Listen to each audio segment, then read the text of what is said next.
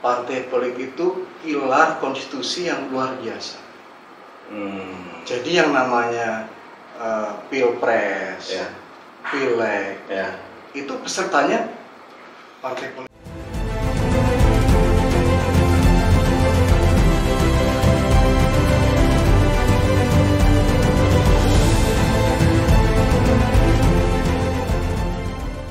Selamat datang di channel Obrolan Gema Kebangsaan. Kita kedatangan tamu, ini tokoh politik senior.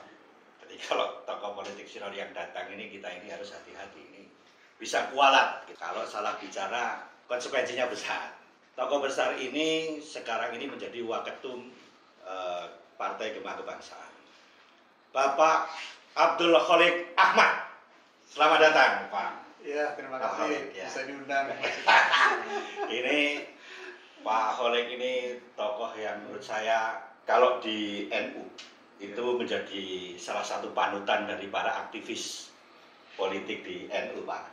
Ini saya dengar dan saya konfirmasi memang benar. Gimana, sehat Pak Kholik? Alhamdulillah sampai hari ini sehat. Sehat walafiat ya.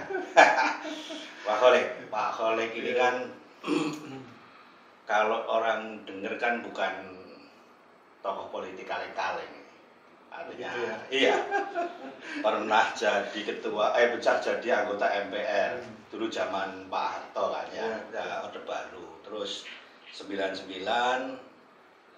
pemilu pernah jadi anggota DPR RI ya Pak ya, DPR RI, dan sekarang kiprahnya di dunia politik masih eksis Pak. Kalau lihat casingnya ya mungkin sudah senior Pak, tapi semangatnya ini kan masih sangat muda. Apa itu? Ya, maksudnya 30. Apa yang Pak Kholik inginkan itu di dunia politik ini yang selama ini Pak Kholik geluti itu? Iya, saya kira pertama saya senang sekali dengan acara hari ini. Terima kasih sudah diundang. Sebenarnya simpel saja Mas Joko. Bahwa sebenarnya kehidupan politik kita itu kan belum ideal. Jadi memang ada yang namanya gerakan reformasi tahun 98.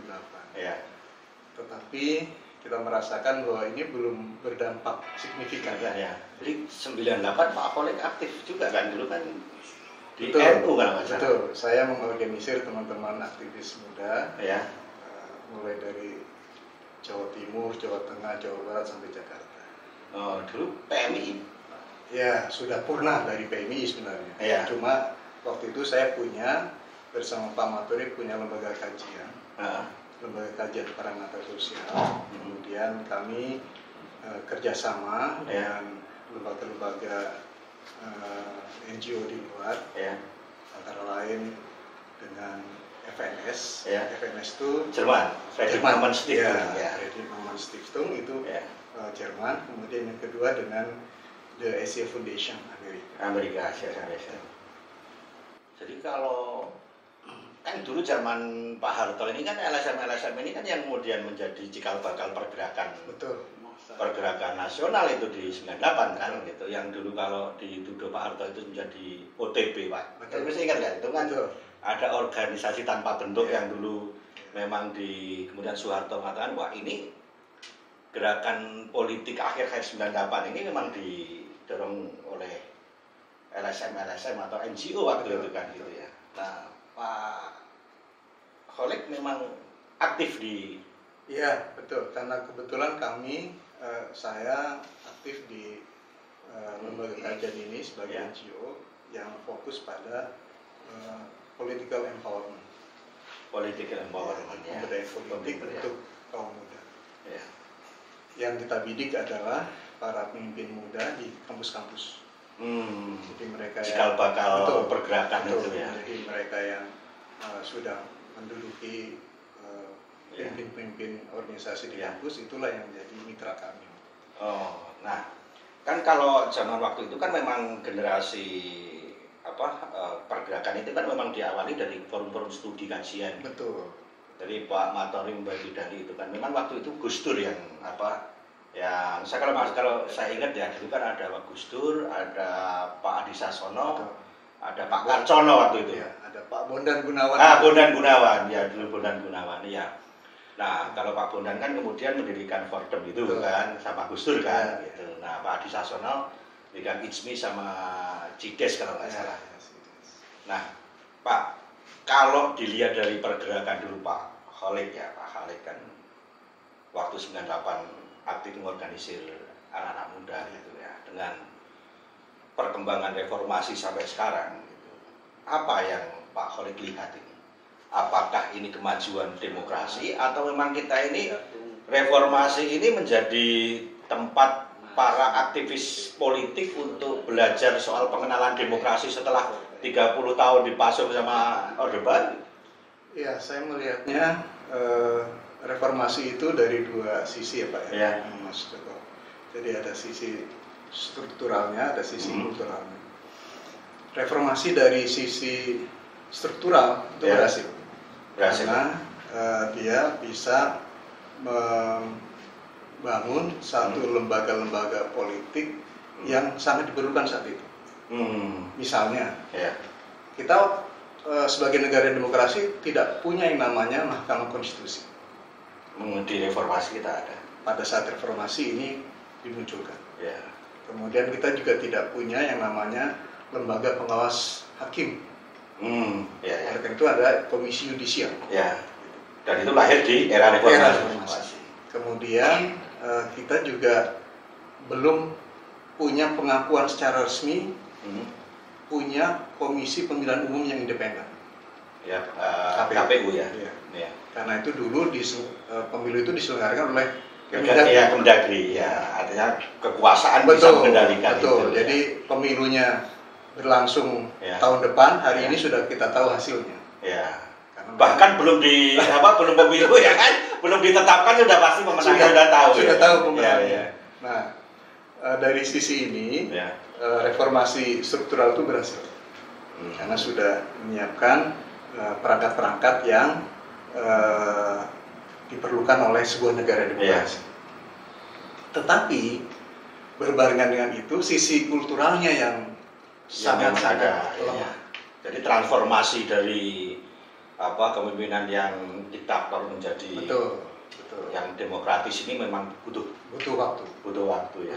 Salah satu yang menjadi fenomena yang hari ini belum bisa diselesaikan adalah KKN.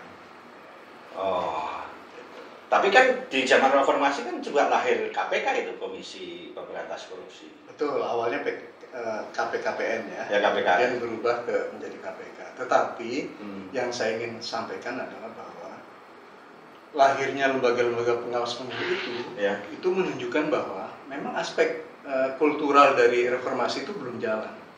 Terbukti yang namanya korupsi sekarang malah. Kalau dulu di pusat ya kan orang-orang yang dekat Soeharto gitu kan. Betul. Sekarang terdistribusi sampai ke bawah. Pemerataan ya kan. Jadi mungkin tuntutan. Wah, ini kan dulu kan di atas ini. Sekarang redistribusi praktek KKN. Dan bahkan 10 tahun terakhir kita merasakan juga ada bau-bau KKN kan. Iya. Tapi kenapa itu justru terjadi? Apakah begitu liberal ya kan? Terus ruang KKN itu menjadi lebih lebar atau memang karena dulu sebetulnya punya niat nih kita KKN, tapi karena sudah habis di pusat gitu kan mereka nggak punya peluang atau? Ya kan kita lihat ya, kunci demokrasi itu setidaknya dua ya. Ada dua lembaga di situ. Yang pertama adalah media massa. Media massa kita itu memang sejak reformasi sebebas-bebasnya. Dan itu jadi kekuatan politik. Betul. Sampai terakhir ini bermunculan yang namanya media sosial.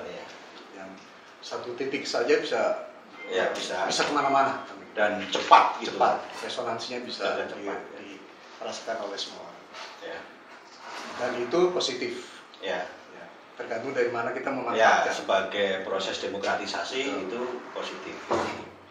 Nah, kunci yang kedua ada pada partai politik. Karena sebagaimana Pak Joko ketahui, partai politik itu pilar konstitusi yang luar biasa. Jadi yang namanya pilpres, pileg, itu pesertanya partai politik. Tapi sebentar, kan reformasi nih Pak. Begitu reformasi 98, ya kan memang di dinakodai oleh aktivis mahasiswa. Ya. Ini tidak boleh ditolak, ini artinya memang realitasnya seperti itu. Nah, begitu reformasi kan harusnya kan kemudian yang mengawal ada partai politik, ya kan. Jadi rakyat mendobrak itu, terus partai politik. Tetapi justru di reformasi ini malah menjadi liberal, KKN-nya makin nyebar, ya kan. Terus semua kayak ada kebingungan Pak, kegagapan dari era Soeharto ke era reformasi ini, partai politik kayak nggak bisa merespon itu. Kenapa itu? Iya, karena partai politik yang sesungguhnya adalah penggerak perubahan, penggerak reformasi, pada dirinya sendiri belum terreformasi. Oh, sistem politiknya terbuka ya kan, reformatif, ya kan. Tapi partai politiknya masih menginduk kulturnya lama, pakai gaya lama, pakai kultur lama. Ya, makanya kemudian elitnya lebih berkuasa ketimbang. Ini yang terjadi. Dan tidak ada pembatasan pimpinan di partai politik. Misalnya, kalau pembatasan ketua umum misalnya sangat bebas. Nah, tapi kan dia investasi Pak, saya berikan partai politik terus tiba-tiba saya diganti kan ya agak susah juga itu. Iya. Tetapi kan mestinya ini harus berbanding lurus dengan konstitusi kan. Kalau presiden wakil presiden itu aja sudah ada pembatasan 2 periode maksimal, mestinya di partai politik juga diterapkan hal itu. Jadi partai politik itu merasa mungkin politisi itu menganggap bahwa ini perusahaan, ya kan? Saya dirikan perusahaan, ya kan? Saya yang memodali, ya kan? Saya bikin cabang, ya kan? Nah, terus ini milik saya, sahamnya 100%. Nah, itu yang merusak demokrasi. Dan itu terjadi di Indonesia. Betul.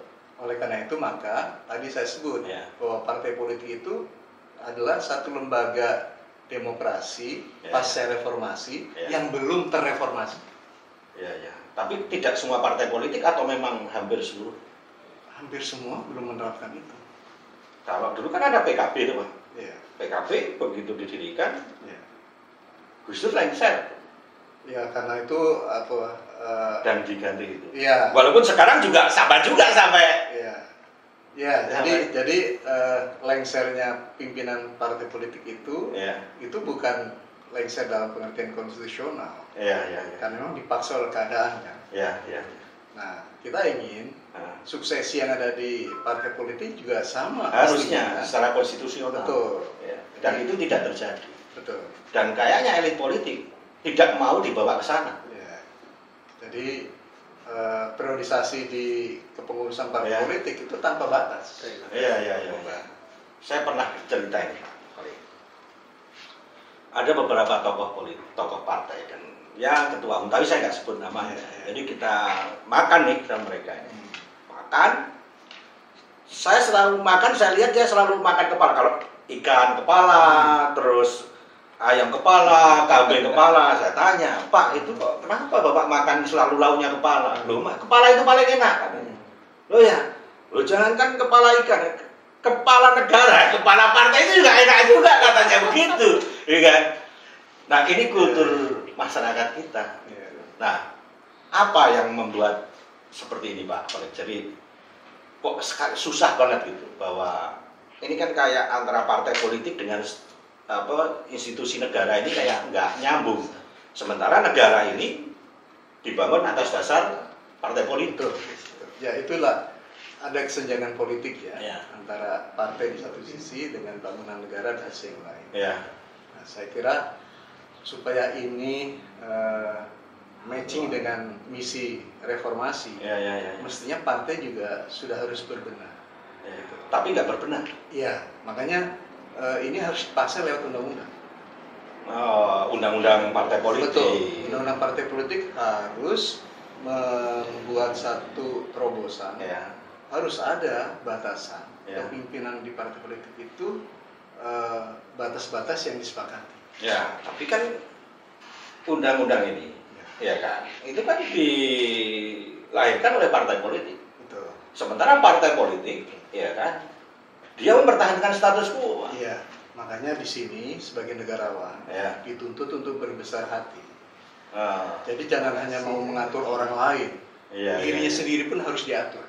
Tapi kan membuat orang kesadaran untuk berbesar hati itu kan susah Pak itu kan gimana itu status quo itu enak gitu. Nah, artinya sebetulnya partai politik memang tidak relevan, partai politik Indonesia ini tidak relevan terhadap kondisi reformasi di Indonesia berarti.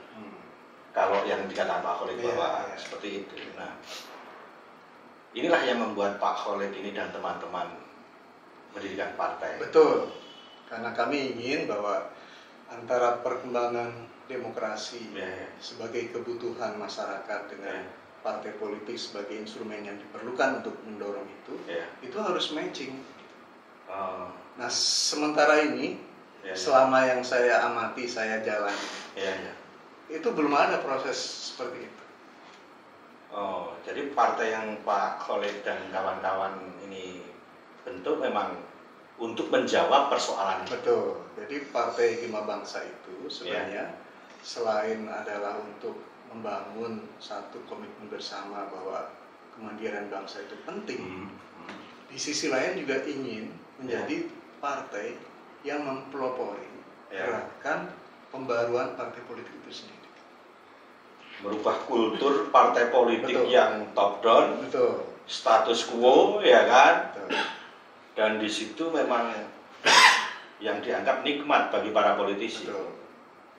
Makanya terus salah satu yang menjadi misi utama Partai Hikmat Bangsa adalah melakukan desentralisasi politik. Jadi ini adalah sebenarnya ingin memberikan ruang kepada masyarakat untuk terlibat secara aktif di dalam partai politik untuk menentukan masa depan bersama melalui partai politik. Nah, artinya kalau kemudian partai politik yang dimaksudnya Pak Khalid ini kan berarti kan partai politik yang tidak dimiliki satu orang. Betul. Artinya banyak orang dengan saham yang dibuka seluas-luas. Jadi go public. Dan semestinya memang partai politik itu go public. Iya. Dan saham boleh dimiliki oleh siapapun. Siapa yang dia berkontribusi kuat, ya dia akan terlibat di situ. Tapi sebelum kita ke sana, Pak Khalid.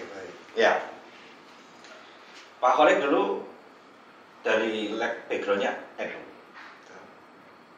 Pernah di PMII, pernah di P3, jadi MPR, terus di PKB, namanya Pak Gus Dur, jadi anggota DPR. Terus kabarnya Pak Khalid dengan Pak Matori ingin misah dari PKB-nya Gus Dur. Itu sejarahnya gimana? Jadi Pak Khalid dan Matori yang memperankan itu, ya kan? Yang mendapatkan muhaimin PKB ini gitu loh. Ini kan saya waktu itu agak bingung juga gitu, dan mungkin publik juga ini kok bisa begini gitu. Ya, mungkin saya ingin flashback ke keterlibatan saya misalnya di PKB. Itu sebenarnya bukan pengikut, tetapi memang Pak Khalid pendiri yang ikut mendirikan PKB. Ikut mendirikan bersama Pak Matori dan para kiai. Nah, pada saat partai ini didirikan, PKB didirikan, itu memang menjawab kebutuhan warga NU saat itu. Iya, karena kan dari P3 kan pecah dulu kan. Betul. NU, Partai NU, Mas Sumi gabung P3 kan, terus keluar dia mendirikan itu ya. Dulu saluran politik resmi satu-satunya yang P3. Yang P3. Gitu. Karena memang P3 itu kan fusi dari 4 partai Islam. Ada NU, ada Mas Sumi, ada PSI, ada PERTI. Jadi 4 partai Islam itu. Nah, di situ kemudian ruang geraknya kan terbatas. Ruang geraknya terbatas, dan kemudian NU saat itu juga tidak terlalu mesra dengan pemerintah ya. Sehingga zamannya Gus Dur. Jauh sebelum Gus Dur. Zaman P3 maksud saya. Yang P3. Pak siapa? Yang mau diganti Pak Harto itu waktu itu siapa? Pak Naro. Iya, Pak Naro. Ya, terutama puncaknya pada saat Pak Naro sebagai Pak Naro. Itu kan NU dimarginalkan. Jadi saat itu kemudian terfikir bagaimana ada ruang yang lebih besar. Nah, kebetulan reformasi bergulir kan begitu. Nah, reformasi itu sebagai momentum untuk kemudian teman-teman NU yang ada di mana-mana itu kemudian kumpul di satu wadah yang namanya Partai Kebangkitan Bangsa. Jadi partai ya. Jadi ini sebagai melting potnya NU yang tersebar di mana-mana, bukan hanya di P3. Jadi mereka yang dulu mungkin pernah di Golkar, pernah di PDI, pernah di birokrasi, kembali situ. Jadi pada saat awal PKB didirikan itu memang semangatnya adalah semangat untuk membangun demokrasi dan kemudian mencerdaskan secara politik warga Nahdliyin dan warga Indonesia pada umumnya. Ya, kan 90% kalau kata Gus Dur itu kan warga Nahdliyin kan.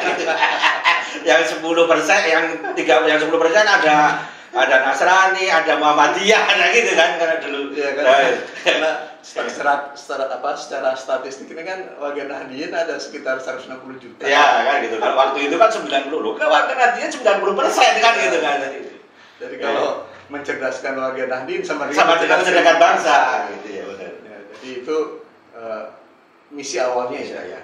Kemudian lewat pemilu, mekanisme konstitusional pemilu, lalu PKB itu muncul sebagai pemenang sebenarnya. Pemenang pertama pemilu pasca reformasi. Karena kalau PDI Perjuangan itu kan ada benang merahnya dengan PDI. Suryadi, Pimpin Suryadi ya. Kalau yang lain-lain kan masih yang lama ya. Ya, Golkar masih yang lama. Kalau ada PAN, ada PK ya. Sebelum Sejahtera PK. Ya, PK ya. Dan itu nggak lolos.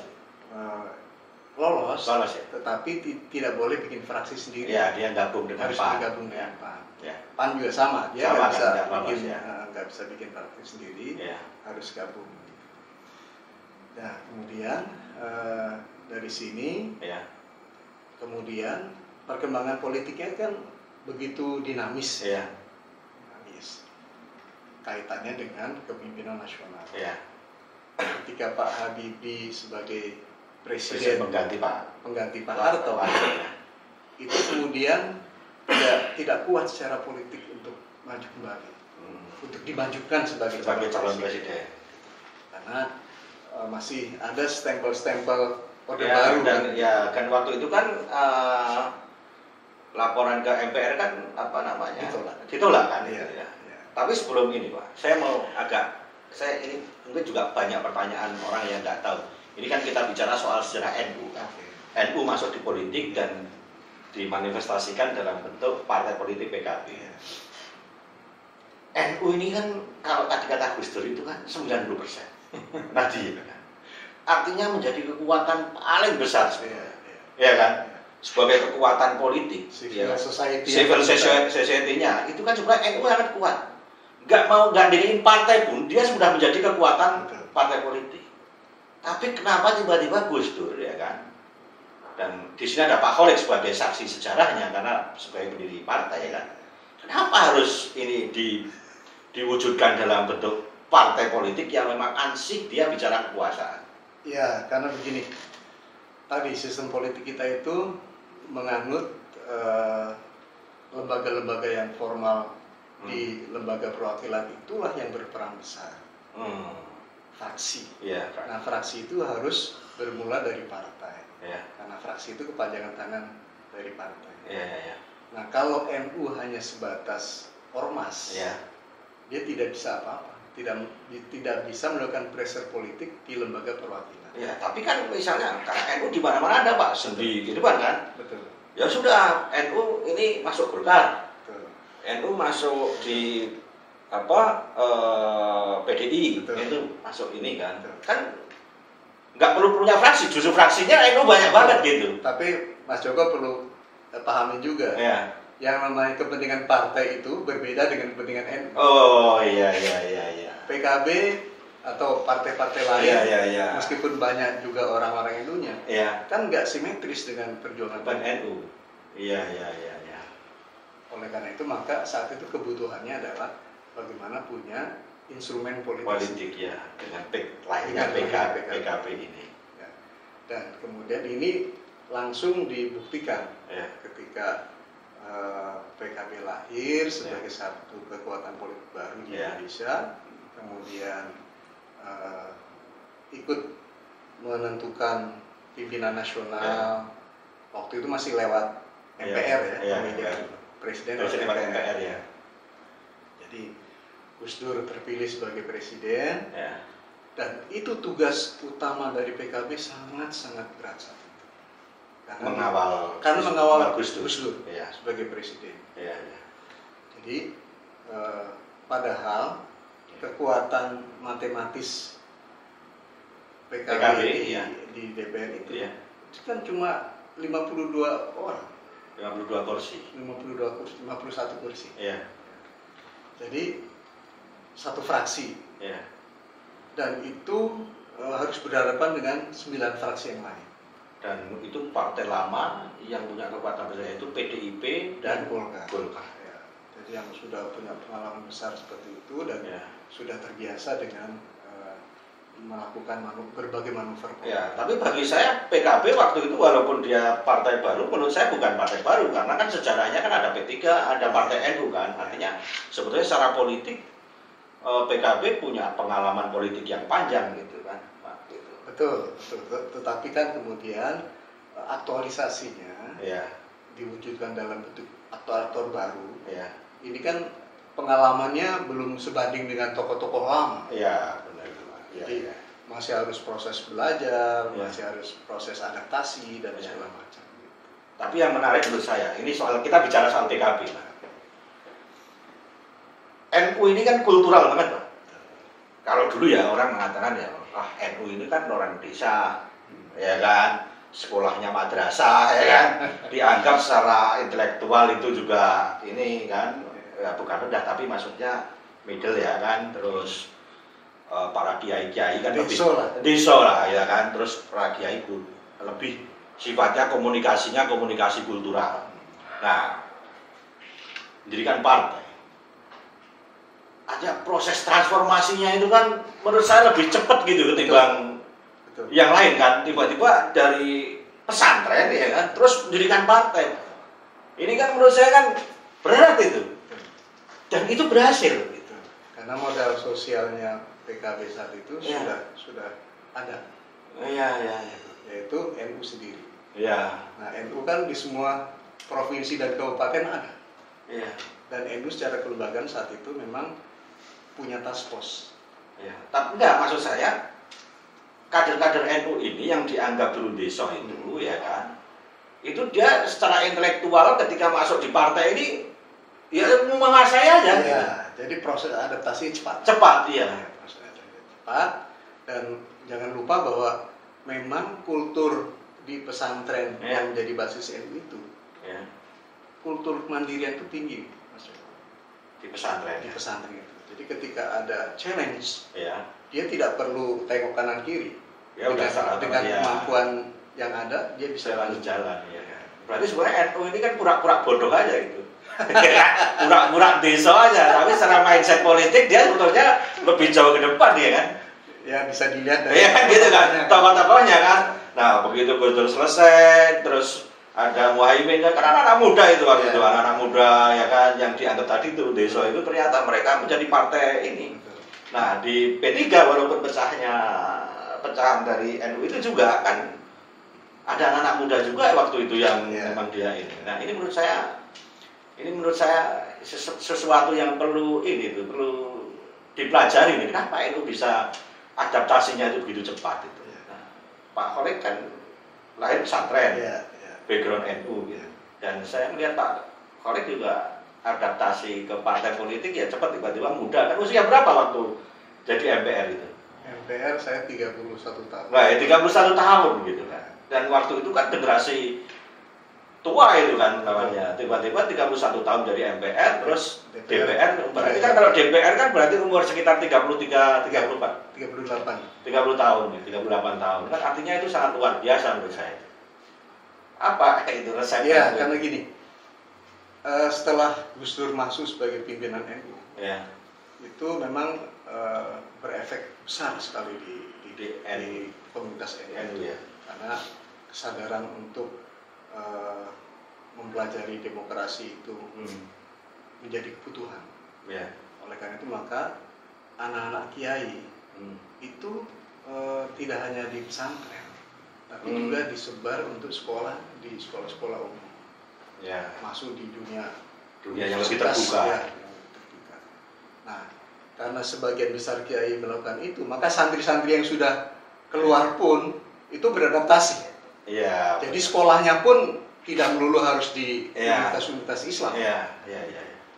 Nah, oleh karena itu maka ketika terjadi kebutuhan dan momentum yang ada, lalu kemudian ada situasi di mana secara politik diperlukan, itu gampang proses adaptasinya. Dan itu larinya cepat. Betul. Artinya, dan itu kalau saya nggak salah lihat itu dulu zamannya Gus Dur ya. Artinya regenerasi, terus anak-anak muda kan. Kan dulu kan ada LKPS MNU ya kan, terus ada Elkis. Kan, yang Jogja kan itu kan, terus ada lembaga kajian Gus Dur dan sebagainya. Itu kan itu peran Gus Dur memang sangat luar biasa. Jadi memang sangat menginspirasi Gus Dur untuk kemajuan anak-anak muda di NU. Seperti ini ya, cukup mendorong gitu ya Pak ya. Nah sekarang setelah dari PKB kan tidak ikut di PKB-nya Caimin. Betul. Itu Pak Khalid kemana? Jadi sejak saya tidak lagi bersama Muhaimin di PKB, itu kita punya komunitas politik kecil-kecil.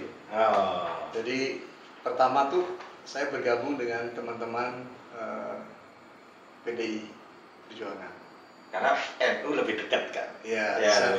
Secara kultural nyambung. Nah, teman-teman ini kan juga berada di luar PDIP.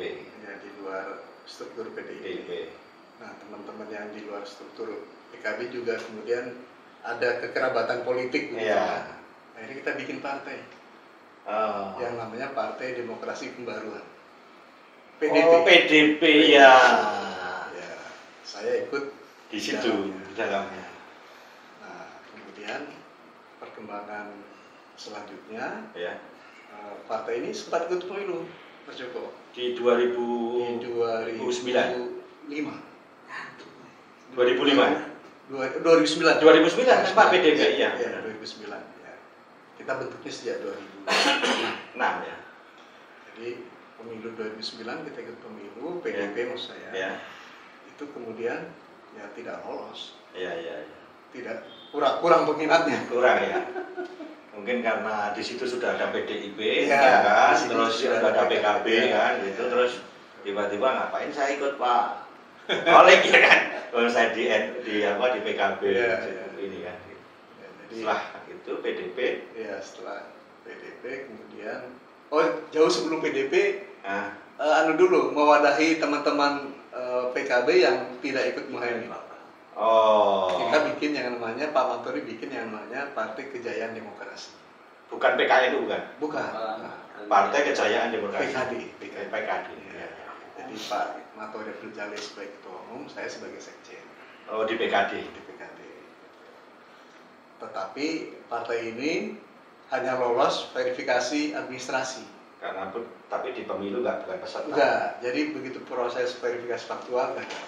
Jadi tidak sempat menjadi partai pemenang. Partai peserta pemilu. Itu yang di pemilihan 2004. 2004. Nah, setelah itu baru kemudian bersama teman-teman yang tadi itu, yang di luar struktur PDIP dan ini bentuk PDP itu kan. Artinya kan sebetulnya memang di situ ya, karena ini reformasi awal ya kan. Jadi mungkin ketidakcocokan ya kan. Di internal NU juga banyak makanya ya kan. Banyak di internal NU banyak lahir partai selain PKB. Iya kan, ada PKNU. PKNU terakhir. Dulu awal-awal ada PKU. Partai Pademat ya. Lalu ada PNU. PNU ya, Partai Nahdlatul Ulama. Ya, Nahdlatul Ulama. Jadi pada saat awal lahir itu sudah 3 partai NU melahirkan. Ya. Dan ceruknya semuanya NU.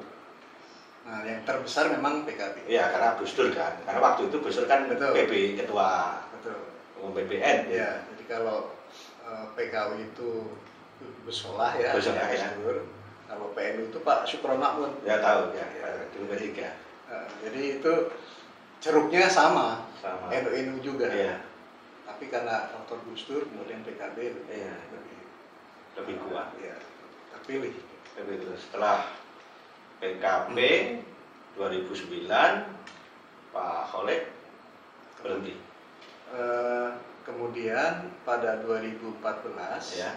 Itu saya masih di PDP. Masih di PDP. Ya. Tetapi PDP kan tidak bisa ikut pemilu di 2014. Betul. Ya. Nah, oleh karena itu maka kemudian diputuskan berkolaborasi dengan PAN. Dengan PAN? Iya. Jadi PDP berkolaborasi dengan PAN, ya. Mengirimkan kader-kadernya untuk menjadi caleg di PAN. Dari NU? Mayoritas? Dari PDP. Bukan, maksudnya siapa saja. Jadi bukan hanya dari NU. Bukan dari NU. Bukan hanya dari NU. Jadi saya jadi caleg, kemudian Noviantika Nasution juga jadi caleg. Iya. Kemudian Edi Suprianto juga jadi caleg. Ini kan tokoh-tokoh PDI. Iya. Jadi kita jadi caleg di PAN. Waktu kepemimpinan Pak Hatta Rajasa. Ya. 2014 ya. Nah, begitu menjadi caleg di PAN, yang namanya juga cuma jadi caleg, kan? Selesai pemilu ya sudah selesai karena tidak memiliki partai kan, tidak memiliki partai. Nah, akhirnya setelah pemilu 2014 selesai,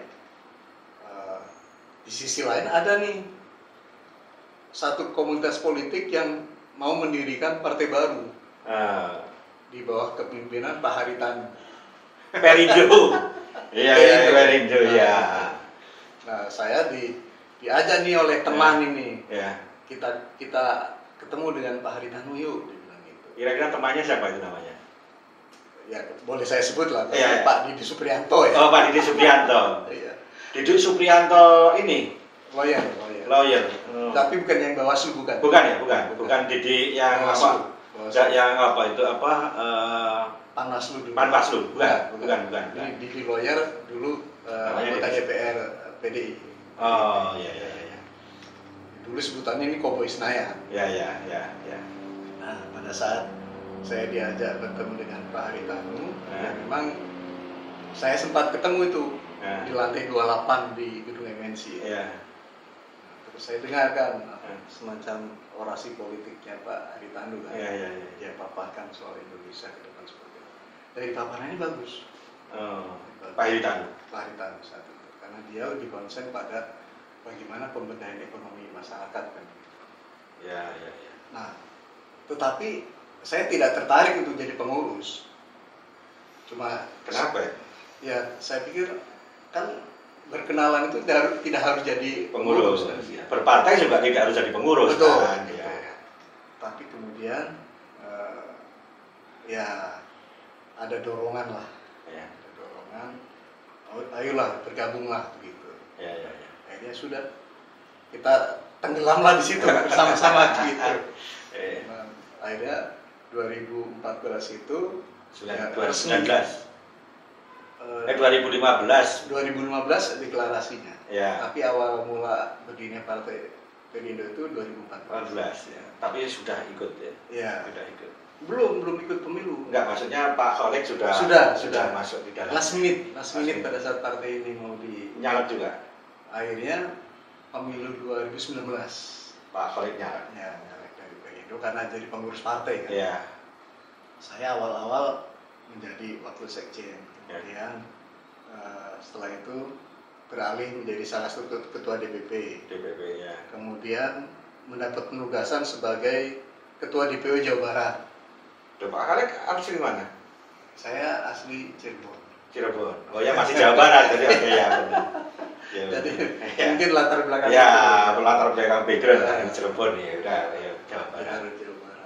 Setahun di situ terus ditarik kembali ke DPD. Pemilu 2019 itu menjadi caleg. Ya.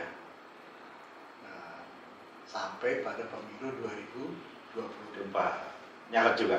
Nyalek juga. Karena itu obligation moral aja. Dan partai politik itu kan salah satu legitimasi menjadi politisi itu kan minimal caleg, Pak. Betul. Iya. Minimal caleg. Paling tidak dengan menjadi caleg itu kita sudah memberi contoh. Iya. Bahwa jangan hanya menjadi pengurus, tapi juga harus juga bertarung. Iya. Karena kalau sudah jadi pengurus nggak bertarung dia. Iya. Tapi kalau caleg kan harus bertarung, dan itu secara moral ya kan, moral politik ya.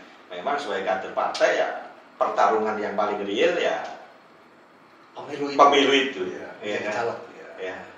Nah, pasca 2024 ya. pemilu 2024 ya kami berpikir bahwa partai ini sudah nggak bisa berkembang. Apalagi kepemimpinan yang unik. Unik, jadi ruang demokrasinya sempit sekali. Oleh karena itu maka ya kita menggagas lah bagaimana ada satu partai baru yang ruang demokrasinya lebih luas. Kemudian ini bisa menjadi, kita semua bisa menjadi pemegang sahamnya. Benar. Kepemilikannya tidak tunggal. Go public. Ya udah akhirnya terbentuklah yang namanya Partai Gema Bangsa itu. Tapi pertama saya dengar, Pak, Partai Gema Bangsa. Siapa sih ketuanya? Ahmad Rafiq. Ya. Sekjennya siapa? Muhammad Sofyan. Ini Muhammadiyah. Ya kan? Ini Partai Muhammadiyah saya pikir kan, gitu kan. Nah, terus tiba-tiba ada Pak Khalid nih. NU ya kan? Terus pendiri PKB ya kan? Terus tiba-tiba masuk sebagai pendiri Partai Gema Bangsa. Jadi ini ternyata bukan Partai Muhammadiyah gitu kan. Ini kalau ada Muhammadinu kan, Muhammadiyah NU kan gitu kan, gabungan dari dua ini, ini yang menjadi persepsi Pak. Persepsi publik itu mengatakan bahwa Partai Gema Bangsa memang ini adalah teman-teman Muhammadiyah. Pada dasarnya ternyata enggak. Saya kira itu harus diluruskan. Iya. Jadi sebenarnya semua kelompok kepentingan ada di Partai Gema Bangsa. Iya. Bahwa ada entitas-entitas Muhammadiyah. Ya, itu kan ya semua itu kan ada di semua tempat. Iya. Ada di semua. Di Golkar juga Muhammadiyah banyak, gitu kan. Juga ada. Jadi saya kira tidak tepat kalau disebut partai ini dominasinya entitas tertentu. Jadi ini adalah partai nasional yang kita juga punya misi untuk memperjuangkan kepentingan masyarakat. Jadi tapi memang itu nggak bisa dihindari juga Pak Khalid. Kalau misalnya pengurus dari ketua, wakil, waketum semua itu Muhammadiyah, ya pasti ini Muhammadiyah. Tapi kalau misalnya kemudian lihat ini ternyata ada Pak Khalid menjadi partai nasionalis kan, artinya partai yang memang semua mewadahi semua kepentingan politik dan entitas politik. Nah, di Gema Bangsa ini Pak Khalid, kan Pak Khalid tadi menjelaskan bahwa anti-reformasi itu tidak bisa mereformasi partai politik. Betul. Bukan tidak bisa, tapi tidak berhasil mereformasi partai politik diri sendiri. Nah, Partai Gema Bangsa ini apa menjadi salah satu jawaban atau alternatif memang ini nanti akan mereformasi diri menjadi partai yang sesuai dengan irama reformasi kita? Iya, jadi Partai Gema Bangsa itu sebenarnya antitesa dari partai-partai lama. Baik dari sisi kepemimpinan, budaya demokrasi, maupun orientasi yang ada pada partai itu. Jadi saya sebut misalnya antitesa dalam kepemimpinan misalnya. Salah satu aja, apa? Kita kolektif di sini, tanpa harus menyebut kepemimpinan kolektif, tapi budaya yang kita bangun kolektivitas. Jadi memutuskan sesuatu ya kita berdasarkan rapat, bukan atas dasar otoritas jabatan. Kepentingan ketum misalnya. Betul. Jadi semua keputusan partai itu adalah lewat jalur demokrasi. Jadi ketum tidak mempunyai otoritas, misalnya saya mau ini, kalau misalnya ini enggak gitu ya enggak semua. Iya, jadi tidak ada otoritas tunggal di partai ini. bahwa kemudian aspirasi atau usulan ketum itu diterima oleh para pengurus yang lain karena ada kesepahaman misalnya. Dan itu porsinya sama. Artinya sama. ketum nggak bisa memveto itu. Enggak saya setuju, bukan enggak. Tidak ada. Di Partai Kema Bangsa tidak ada hak veto. Ketua umum posisi politiknya sama. Hanya sebagai jabatan struktural administratif ada ketua umum. Betul. Karena ketua umum itu yang akan bertanggung jawab keluar dan ke dalam atas nama partai politik.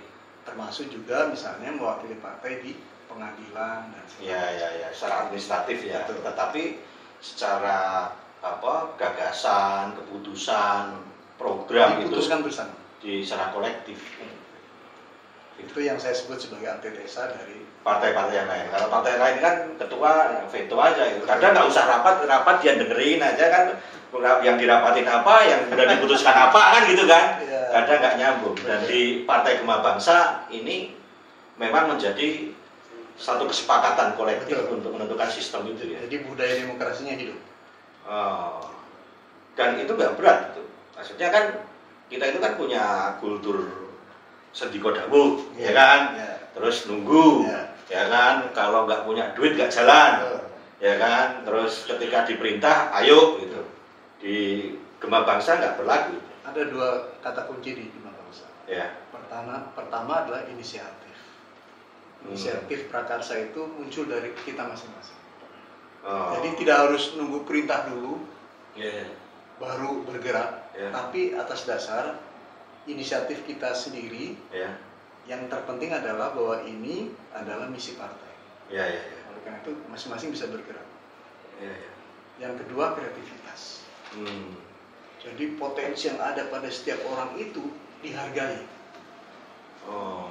Memang dijadikan itu sesuatu yang memang dibutuhkan. Betul. Karena inisiatif dan kreativitas itu sebenarnya yang bisa memajukan partai, termasuk memajukan budaya demokrasi di partai.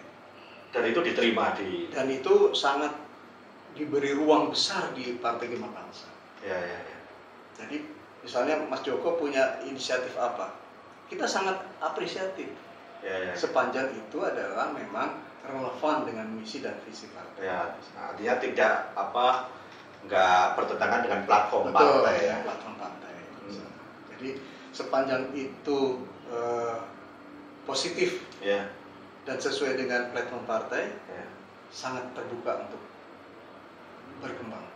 Nah ini menarik nih. Cuman kan kadang masyarakat kan nggak ngerti nih, ya kan?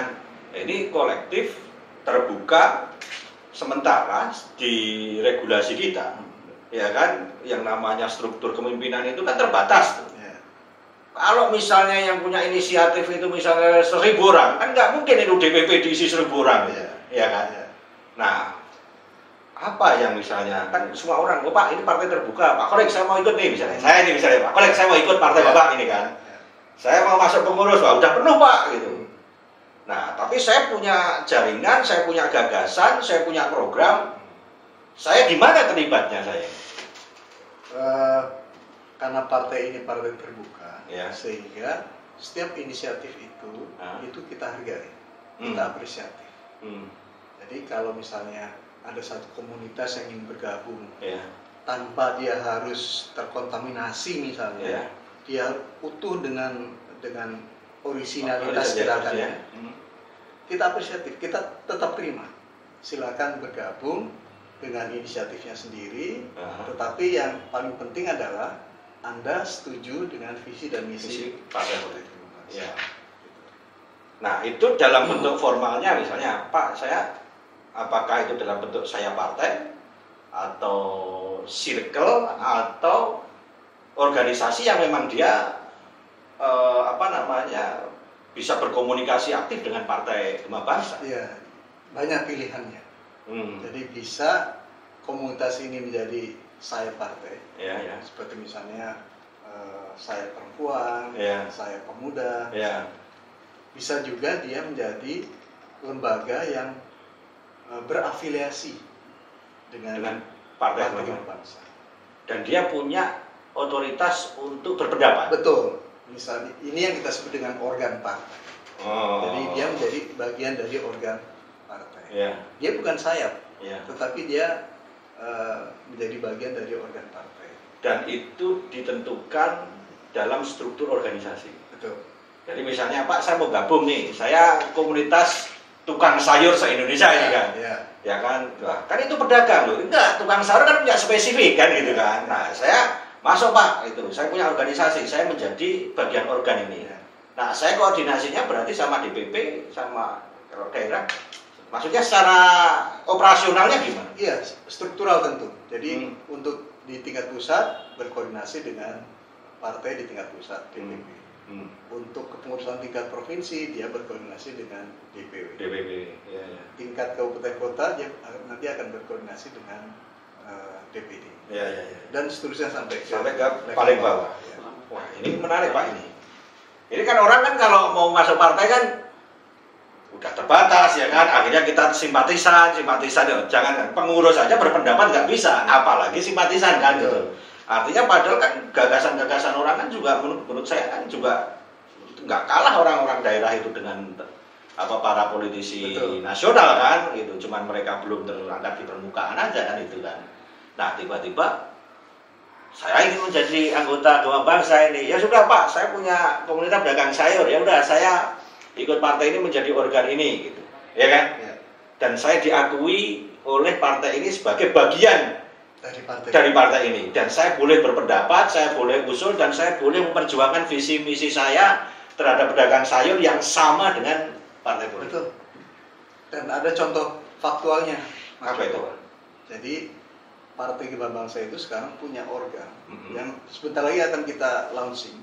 Itu namanya Badan Kebijakan Politik Kebudayaan. Para budayawan dan seniman kumpul di situ tanpa harus menjadi pengurus partai. Tetap independen. Dia tetap memperjuangkan aspirasinya. Dia tetap berkreativitas sesuai dengan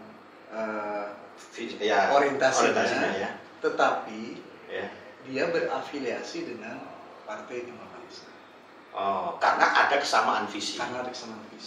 Dan ternyata yang kita sebut tadi itu betul-betul visinya sama dengan kita dalam hal ingin memandirikan kebudayaan nasional. Dan dia dan orang itu mendapatkan porsi yang sama dan mempunyai hak yang sama dengan pengurus yang ada. Betul. Jadi haknya, kewajibannya sama seperti dengan pengurus atau anggota partai lainnya. Menarik itu. Itu nggak ada partai yang begitu kan. Mereka sayap ya digunakan ketika hanya pemilu aja secara elektoral gitu. Tapi program-program dan sebagainya nggak ini. Nah itu bedanya kami Partai Gema Bangsa dengan partai lain. Jadi kalau partai lain itu, makanya kami tadi saya sebut sebagai antitesa karena memang budaya yang kita bangun berbeda. Orientasi dari Partai Gema Bangsa itu adalah komunitas atau satu kelompok masyarakat itu tidak hanya kita perlukan atau kita eksploitasi hanya untuk kepentingan politik semata 5 tahun, tetapi kita punya misi yang lebih besar dari itu adalah bagaimana membangun kemandirian bangsa itu secara bersama-sama. Karena kalau Partai Gema Bangsa sendirian nggak akan bisa. Ini terbuka dan semua orang boleh bisa menampung semuanya dan orang punya. Saya paham ini. Karena memang kalau kita mau masuk, saya misalnya masuk partai yang lain gitu ya, masuk ini saya harus kemana, terus di situ saya hanya kader saya itu bentuknya apa, ikut pendidikan, setelah itu saya nyalek gitu. Jadi cuma itu aja. Gitu. Kalau ini memang perjuangannya tidak, ya kalau perjuangan ya nanti misalnya dia harus mau ke parlemen ya silahkan nanti bergabung dengan ini, ya kan. Dan memang kompetisinya ya nanti di pemilu itu kan. Ini kan soal kualitas masing-masing ini kan, gitu kan. Jadi kerja-kerja politik dari Gema Bangsa itu tidak 5 tahunan, tapi day to day. Setiap hari. Sebagai partai politik, ya kan, yang tidak harus berjuang di parlemen. Jadi mereka yang memang semangatnya adalah ingin mengembangkan seni dan budaya nasional itu di jalur seni dan budaya, ya dipersilakan. Dan itu nanti pasti akan yang lain-lain pasti akan ikut. Betul. Tapi bagi mereka yang misalnya ingin memperjuangkan aspirasi seni dan budayanya lewat jalur politik, kita tampung. Iya. Sebagai caleg. Iya. Atau nanti kalau misalnya partai ini memenangkan pemilu dan kita menjadi bagian dari pemenang pemilu, kan bisa jadi eksekutif yang ikut mengembangkan seni dan budaya nasional. Dan anak-anak muda pasti senang dia karena komunitasnya banyak itu. Itu dari sisi budaya. Budaya, ya. Nah, Partai Kembang Bangsa itu punya 12 program kemandirian. Jadi selain ada kemandirian budaya, itu yang pertama ada kemandirian politik dulu. Iya. Karena sebagai bangsa yang merdeka, bangsa yang berdaulat, harus punya kemandirian. Ya, itu tadi orang bergabung punya hak yang sama, dia bisa berpendapat, ya kan? Itu soal kemandirian politik. Betul. Nah, kemudian ada kemandirian ekonomi. Ini mutlak kalau ini, supaya kita tidak punya ketergantungan dengan siapapun dalam membangun bangsa. Utang kita ini udah tembus lebih dari 1.000 triliun ya. Padahal aset kita sangat luar biasa. Kemudian ada kemandirian budaya, kemandirian sosial, kemandirian pendidikan, kemandirian hukum, kemandirian kesehatan. Karena sekarang ini menjadi isu yang luar biasa. Krusial. Kemudian ada kemandirian ekologi, lingkungan. Kemudian ada kemandirian energi, kemandirian pangan. Ini yang luar biasa menjadi isu besar. Gitu. Kemudian ada kemandirian teknologi, ada kemandirian digital. Sekarang ini era digital tidak mungkin tidak kita masuki. Dan itu menjadi keharusan. Betul. Dan teknologi kan sudah merambah ini. Tapi sebelum nanti kita bicara soal itu Pak Walid, ini kan soal saya bicarakan karena kita kan semua melihat ya. Kalau soal program, saya kira semua partai mempunyai program yang sangat luar biasa kan, yang mulia, ya kan. Walaupun kemudian ketika nanti udah berkuasa implementasinya, itu sudah nggak mulia lagi kan gitu kan ya. Tapi kalau soal ini, ini kan kita bisa lihat indikatornya menurut saya. Nah, salah satu indikatornya soal bagaimana ruang kebebasan kita ini, ya kan, di partai. Artinya kan di situ ada, kalau di partai ini kan menjadi satu persatuan kan, unity kan, gitu kan. Terus kita beri ruang kepada semua kader, semua anggota masyarakat, bahkan yang dia tidak mau teridentitas sebagai partai pun saya bisa masuk di sini kan. Itu kan menjadi semacam kayak liberty kan saja. Nah, ini kira-kira Pak Khalid, ini ketika disosialisasikan di publik, respon mereka ini seperti apa? Ya, saya kira masyarakat itu menunggu partai yang tidak elitis. Karena kalau partai itu elitis, itu hanya menguntungkan para petinggi aja. Rakyat tidak mendapatkan manfaat. Iya, kita hanya dimanfaatkan tuh. Malah memanfaatkan. Dimanfaatkan atau memanfaatkan. Kemudian yang kedua, partai masyarakat itu ingin partai itu dikelola secara egaliter, jadi setara. Yang namanya struktur partai itu hanya pembagian administrasi sebagai pemimpin yang diberi kewenangan untuk memimpin kelompok, tapi bukan satu unit yang diberi otoritas lebih dari yang lain. Ini kan sebagai regulatif. Betul. Yang untuk memainkan rule-nya, ya kan. Kalau nggak ada pengurus kan nanti kan jadi anarki ya. Betul. Jadi meskipun kita egaliter, tetap harus ada pemimpin administrasinya. Seperti DPR lah. DPR itu kan yang namanya ketua DPR kan speaker ya. Jadi dia bukan ketuanya para anggota DPR, bukan. Dia hanya mengorkestrasi kepentingan anggota-anggota itu dia suarakan. Kira-kira ketua umum kita juga begitu. Tapi saya melihatnya agak menarik. Pak Khalid ini kan latar belakangnya NU. terus punya gagasan partai, membangun partai semacam ini kan. Kan kalau secara kultural NU kan ya saya kan kiai ikut. Saya bilang tidak aja takut dosa. Ya kan? Kalau saya ada NU saya bilang kok enggak kiai, saya enggak mau kayak gitu gitu kan.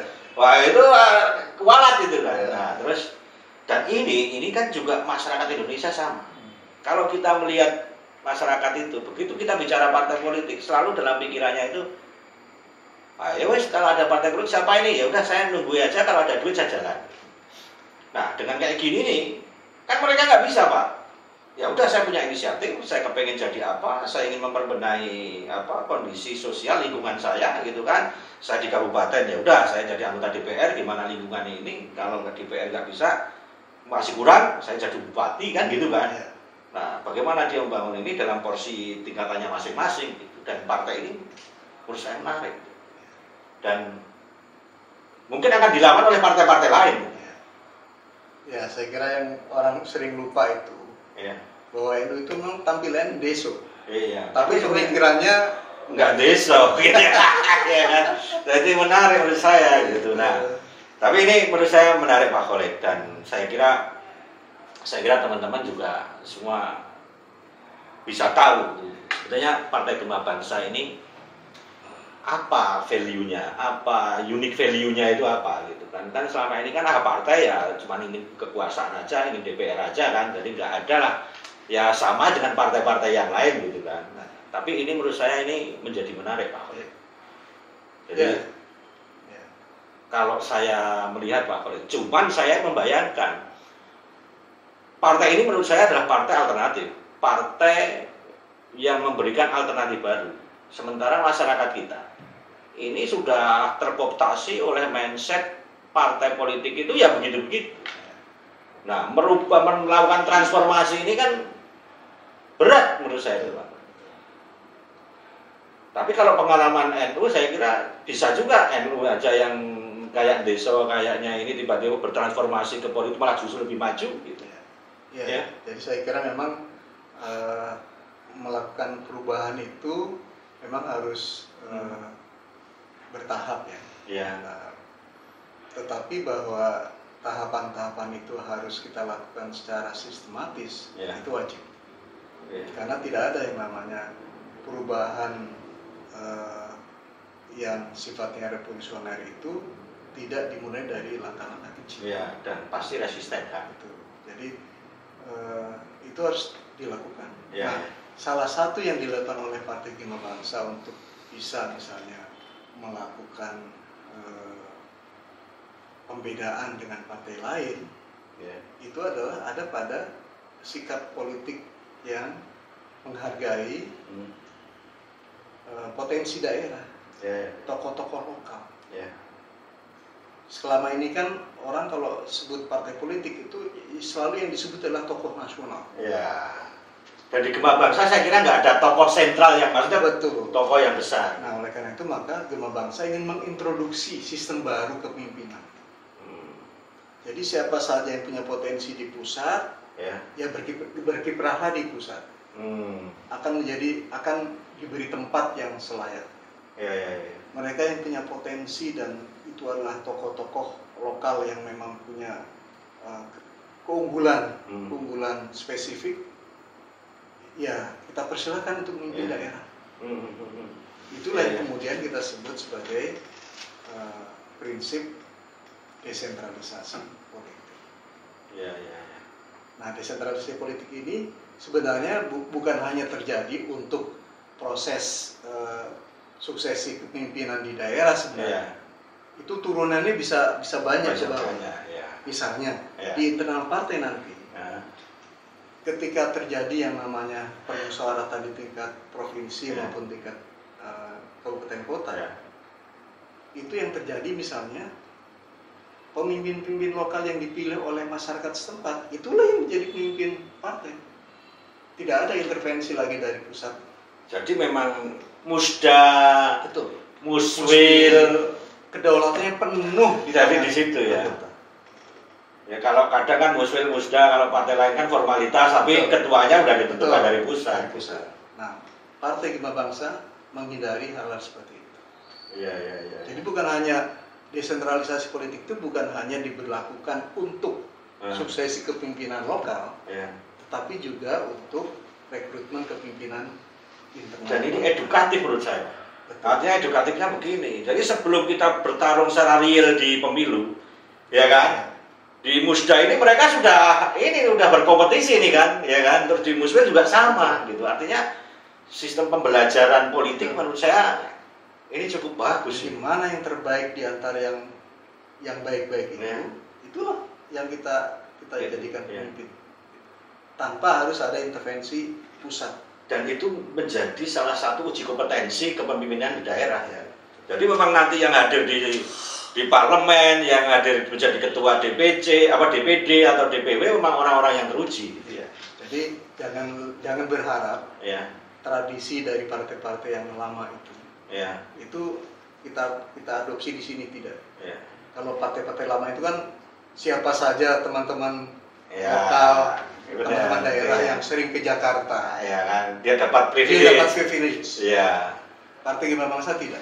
Jadi misalnya saya datang ke Pak Kolek, saya kepengen jadi ketua ini. Ya udah kamu ujian dulu sana ya kan gitu ya.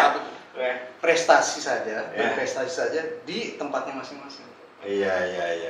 Kalau Anda berprestasi di situ, Anda layak menjadi pemimpin. Iya, yang penting ini adalah ruang politik. Silahkan Anda membuktikan prestasi Anda, komitmen Anda, ya kan, loyalitas Anda terhadap visi misi partai ini, dan disinilah teman-teman itu bisa bertarung. Jika Anda nanti mempunyai organisasi, mempunyai visi yang sama, silahkan Anda bergabung menjadi organ bagian partai. Dan Anda mendapatkan porsi yang sama dengan pengurus-pengurus yang lainnya. Wah, itu hebat, Pak. Itu hebat itu.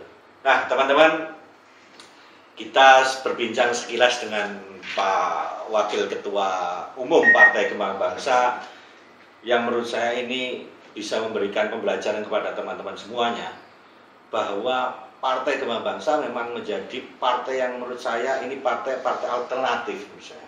Ya, Pak. Mudah-mudahan begitu. Ya, dan siapapun boleh bergabung dan siapapun boleh berkontribusi. Baik itu gagasan, pemikiran, bahkan duit ya, Pak. Kan gitu kan? Sangat terbuka. Ya, artinya ini menjadi partai yang paling menurut partai mandiri yang membuka peluang kontribusi dari siapapun dan semua bisa bergabung. Bisa menggunakan identitas maupun entitas masing-masing. Dan ini menjadi menarik, Pak Kolek. Dan saya kira untuk pertarungan di 2009 dari 5 tahun ini, partai ini sangat dibutuhkan oleh publik politik kita dan masyarakat bisa menggantungkan masalahnya, idenya, solusinya di partai ini. Terima kasih Pak Kolek. Kita akan bertemu kembali nanti dalam sesi yang lain. Salam take off. Terima kasih. Bersama Joko Kanigoro.